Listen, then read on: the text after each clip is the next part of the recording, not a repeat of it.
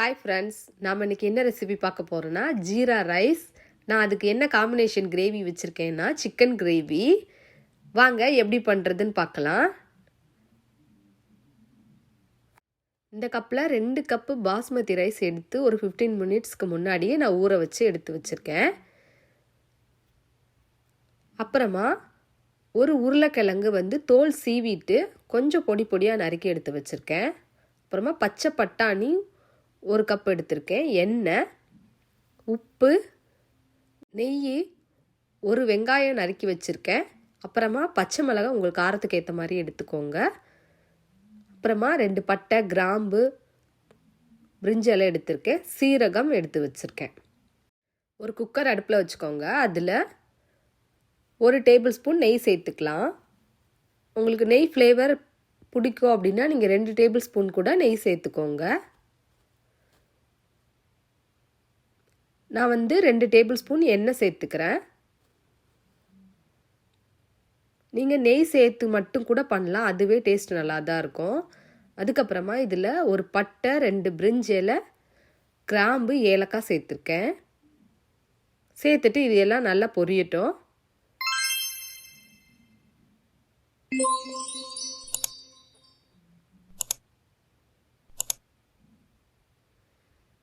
இதில் 1 table spoon சீரகம் சேர்த்துக்கலாம். சீரகம் லைட்டாக பொரிஞ்சதுக்கப்புறமா இதில் நாம் பச்சை மிளகாய் சேர்த்துக்கலாம். ஜீரா ரைஸ்க்கு ரொம்ப காரம் இருக்கக்கூடாது. ஸோ நீங்கள் காரம் கூட கம்மியாகவே 1 பச்சை மிளகாய் கூட நீங்கள் சேர்த்துக்கலாம். அப்புறமா வெங்காயம் சேர்த்து கொஞ்சம் இது கூடயே வதக்கி விட்டுக்கோங்க. வெங்காயம் லைட்டாக ப்ரௌன் ஆனால் போதும்.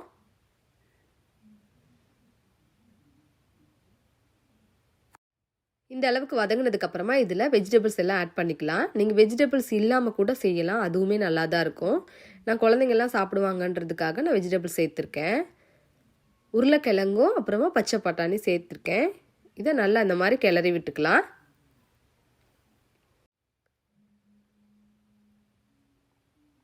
இப்போ அந்த காய் வேகிறதுக்கு தேவையான உப்பு சேர்த்துக்கலாம். உப்பு சேர்த்துட்டு நல்லா கிளறி விட்டுக்கோங்க.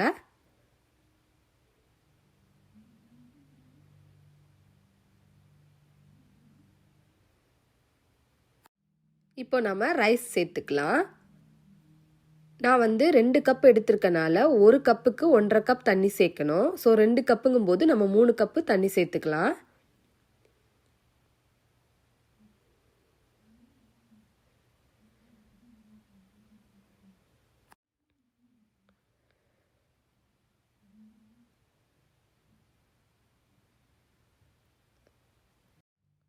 தண்ணி சேர்த்துட்டு இதில் நாம் ஒரு கைப்பிடி அளவுக்கு மல்லித்தலை சேர்த்துக்கலாம்.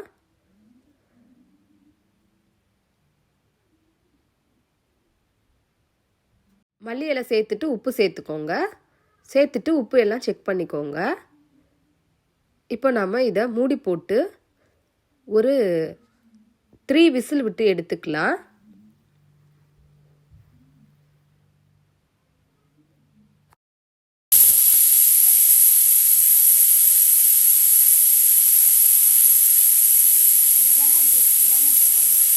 இப்போ 3 விசில் வந்துருச்சு. இதை நாம் ஓப்பன் பண்ணி பார்த்துக்கலாம். பாருங்கள் எவ்வளோ உதிரி உதிரியாக இருக்குன்னு. நம்ம போட்டிருந்த வெஜிடபிள்ஸுமே நல்லா வெந்துருச்சு. நல்ல உதிரியாகவே வந்திருக்கு.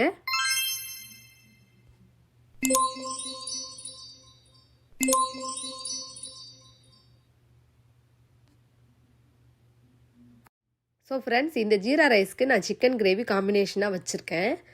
ஸோ இதே மாதிரி நீங்கள் இந்த ரெசிபி நீங்கள் ட்ரை பண்ணி பாருங்கள். ட்ரை பண்ணிவிட்டு எப்படி இருந்துச்சுன்னு கமெண்ட்டில் சொல்லுங்கள். லைக் பண்ணுங்கள், ஷேர் பண்ணுங்கள், சப்ஸ்கிரைப் பண்ணுங்கள். மறக்காமல் பெல் ஐக்கான் கிளிக் பண்ணிக்கோங்க. தேங்க்யூ.